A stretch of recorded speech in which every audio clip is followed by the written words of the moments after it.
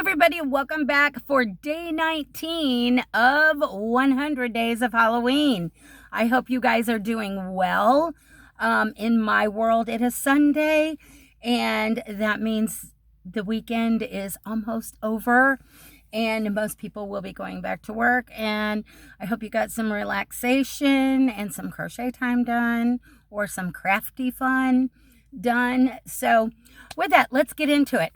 So, my 100 Days of Halloween, what am I doing?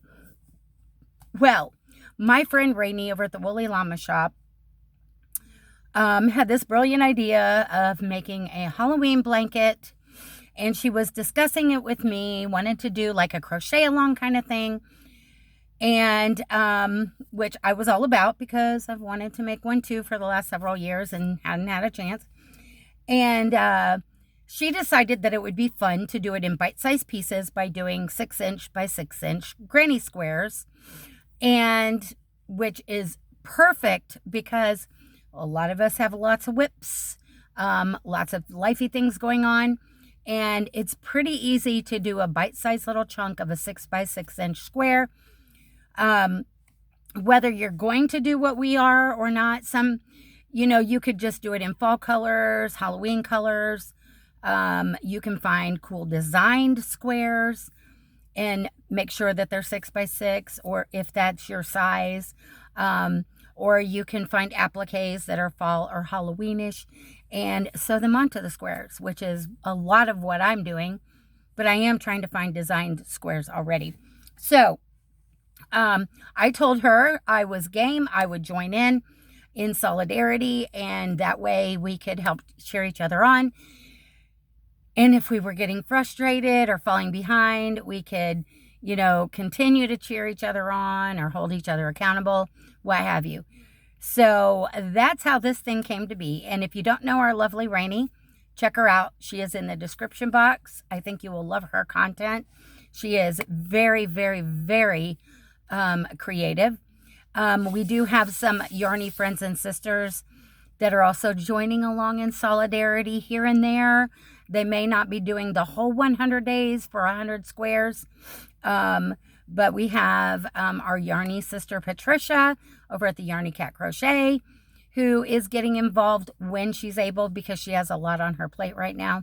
And I know Nova Gnome from Nova Gnome Creations is also joining in a little bit here and there, but she also has a lot of lifey stuff going on and other projects. So, and I know I've heard from several subscribers that said they are joining in here and there. And if any of you are joining in, you are more than welcome to send me a photo. Rainee said the same thing. And we will add them to our videos so everyone can see your lovely creations. And just let us know what you want to be shouted out as, if you want to even be shouted out, whether it's a content creator in a channel or if you're a subscriber, how you want your name stated. So there's that. But anyhow, we are doing 100 squares in 100 days, fingers crossed. And that way, by the end of the 100 days, we will have the 100 squares to be able to have a Halloween blanket of our own creation. And seeing how they're 6 by 6, if we're doing rows of 10 across and 10 up and down, that'll make the blanket a little over 60 by 60. So a pretty good size, but not super huge. And it just depends on the join you're using, which Rainee is doing something entirely different than me. She is also figuring out her squares entirely different than me. She's more structured, and I am more on a whim whenever the creativity strikes. So there's that. But anyhow, so we've already finished the first 10 days, and I will have a video. I've got the video recorded. I just need to do a little bit editing. And that will drop so you can see the first 10 days. And I'm going to try and do it every 10 days. Yes. And so we are now on our second set of 10 days. And we are almost finished because we are on day 19. This is flying by, guys. So what did I do for day 11? So day 11, I did this candy corn square. And as I put in the videos before, but if you are new, I will let you know real quick. If there's an applique that has been added and that pattern came from either a tutorial or someone's handwritten blog post for a written out pattern, I will put all the information, or if it's a specific square, those will go in the description box as well. I try and add a link when it will let me, and that way you can easily find it if you were wanting to make one. And for instance, like this one, there are plenty of acorn appliques out there. However, I could not find one the size I wanted. So I freehanded it and just did it, looking at a piece of candy corn. About this much yellow, about this much orange, about this much white. So that was what I did. So whatever day the square was in is the day that will have the information for that specific square. So this was day 11, my free-handed candy corn. Day 12 was this cute little Nomi witch.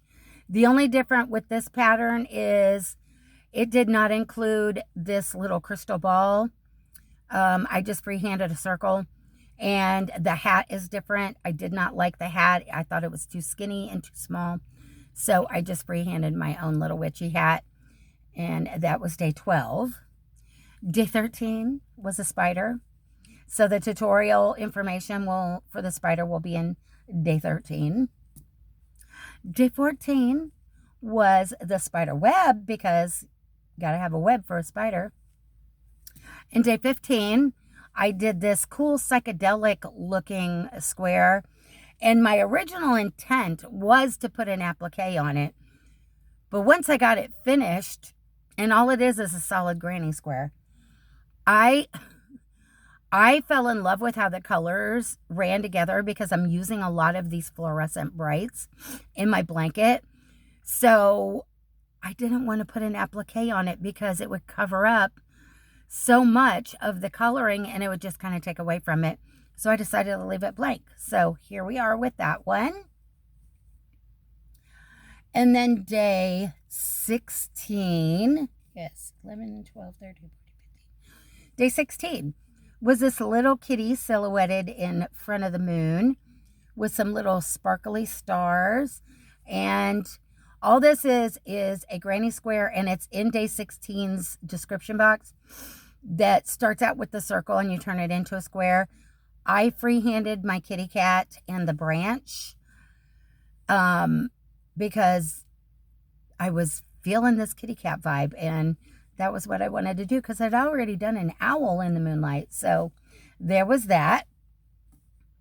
And then day 17, I free-handed some more. I did some Halloween candy, sweet treats. Just a simple circle with some stitches to make it look like the wrapper ends. And then a simple circle right here with a chain, and then single crochet back up to make the stick.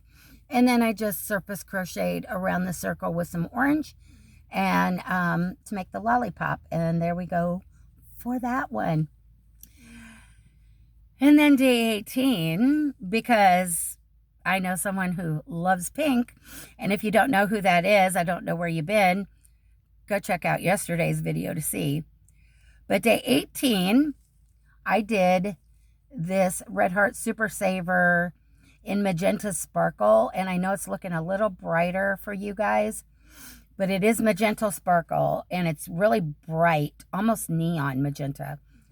And then I made this little witch's cauldron, and this was a very simple pattern, very straightforward. It is a 2-part tutorial. So day 18, if you are interested in making this little cauldron piece, look in day 18, which was yesterday's video, and check that out. It's by Molly. So there's that one. And then day 19. What did I do for day 19? Well, I had another ball of yarn staring me in the face. And I was like, what am I going to do? Because I love the colors. Absolutely love these colors. And I really wanted to do something with it. And I was trying to figure it out. And so I picked it up and I started crocheting. And it is Red Heart Super Saver Jumbo Stripes. And this is the color Bright Stripes right there. And you can see it is very bright. Very bright. And this is more of a lime green right here than what you're seeing. This would be the yellow. And this is the green. So it's being a little bright. Maybe that'll be better. And I was like, this is so giving me like fun, whimsical Halloween vibes. So I proceeded to make a solid granny square with the intention of finding a applique to put on it that would go with it very well. And out of all my list of my ideas and inspiration notes and all that, nothing seemed to, in my mind, fit, because this is how my square turned out. It turned out so pretty, and I don't know, maybe that's a little better. It turned out so pretty. I was like, I don't want to cover this one up either. So for now, I'm going to leave this one blank. And you can see how it transitioned from this limey yellow green to a lighter orange and then a darker pumpkin orange and to this magenta and then to this very vibrant purple. So I was like, just leave it alone, leave it alone. So I'm going to leave this one alone for now. And if by the, however long it takes us, the 100 days, if I still haven't had inspiration to what I want to put on here, I am going to leave it as is, because I love how these colors flowed and just the vibe they're giving off. And I wish you could see it the way I'm seeing it. It is so pretty. But yeah, this was my day 19. So I'm going to leave it alone for now. If I do at some point change my mind and decide that I found or was inspired to make a certain applique and put on here, I will let you guys know and let you guys see. So there's that. There's day 19. All of this. And I ended up making several of these squares. I just kept letting the color flow. And so you will be seeing those later on as well. But this is the one for today. And I really like this one. This so gives me not even retro Halloween vibes, but I want to go out there and get all of the funky Halloween and stuff like that. The cool, bright things. So there we go. And all of it came from this. This yarn is so cool with the colors in it. I really, really do love it. Sometimes it's hard to find here and you can only see 1 or 2 skeins, if even. So when I happen to see it, I try and grab some because I do love the colors in it and I just didn't know what to do with it.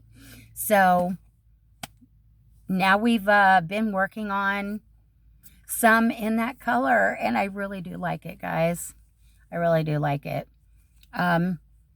If we cover part of it up later, I don't know, but I don't know. I'm really loving it this way. So I guess we're going to leave that be for now. So come back tomorrow for day 20, which is the end of the second set of 10 days. Oh my gosh, it's flying by. I'm trying to get myself ahead a little bit because I'm finding some of the appliques I'm liking working on are a little bit more time intensive, if that makes any sense. So I don't want to like get stuck working on one that I think is super cool and then get myself behind them like, oh man, I don't even have time for tomorrow's. I'm not going to try and do that. I'm trying to kind of make them up ahead. So, yeah, we'll see if we can keep going at that pace. So I guess we have hit 15 minutes. So I guess I'm going to let you guys go. I can't believe we're already on the 9th day with these. And light bulb alert, light bulb alert. If I can find a little thing to put a light bulb up there, I will. I had a brilliant idea. Originally, I was just going to start putting my squares together, like the 10 and then the 10 on the next row and then the 10. And I was like, you know what? That's a lot of ends to weave in.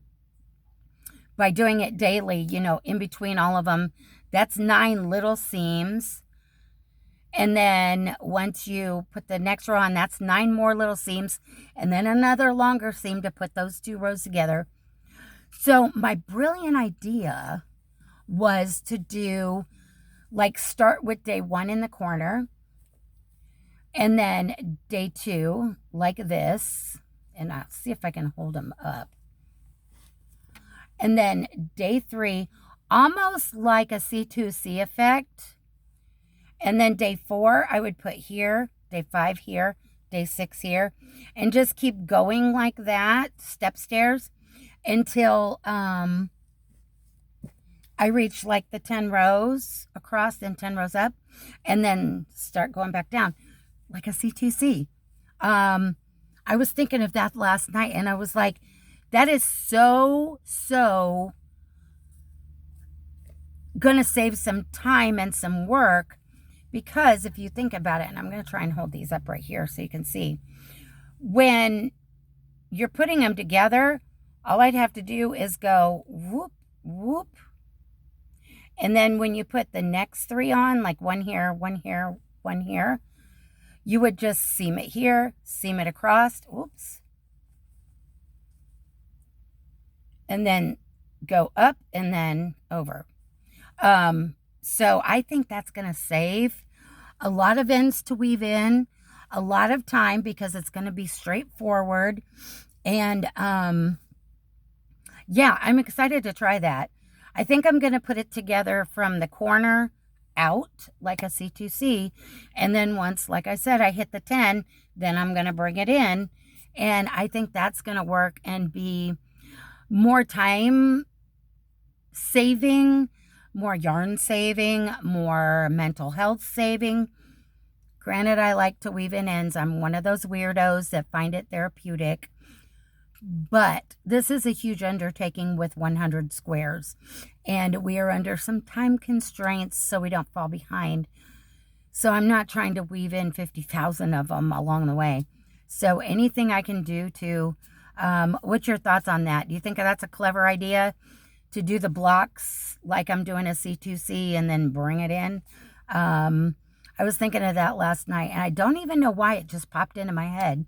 Because I can just zigzag all in one. Every time I'm adding a row, go like this, and I'll only have 2 ends each time I do a stair step, if you will.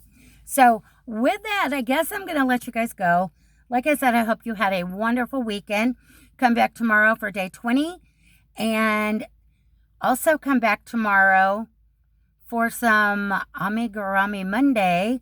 I think what I'm going to do, because doing 2 separate videos is a lot. So if it's something I can merge into the 100 Days of Halloween, because it is Halloween, I'm going to put it into the 100 Days of Halloween along with my Halloween square and just do it all in one fell swoop, I think. But I don't know, because I know there might be some people that are just watching for the squares, if that makes sense. I don't know. We'll see. We'll see. So I still got some thinking to do on that. I'm just trying to figure out some time-saving stuff because I just don't want to get so bogged down and swamped with trying to record so much with little snippets in each thing. And then be like, okay, this isn't fun anymore. And I don't want to do it because I don't want it. I don't want that to happen. I'm really having fun with this and I want to keep it that way and keep my sanity and give myself time to crochet so I don't get behind on other stuff. Because I do have a lot of projects I have to work on besides my squares. So, yeah, I'm just rambling now. So I guess I'm going to say goodbye and I will see you tomorrow and leave you with these parting words. Life is not perfect, so be kind. Try and create something new every day and keep reaching for the stars in your yarn. So till next time, guys, love you bunches. Bye for now.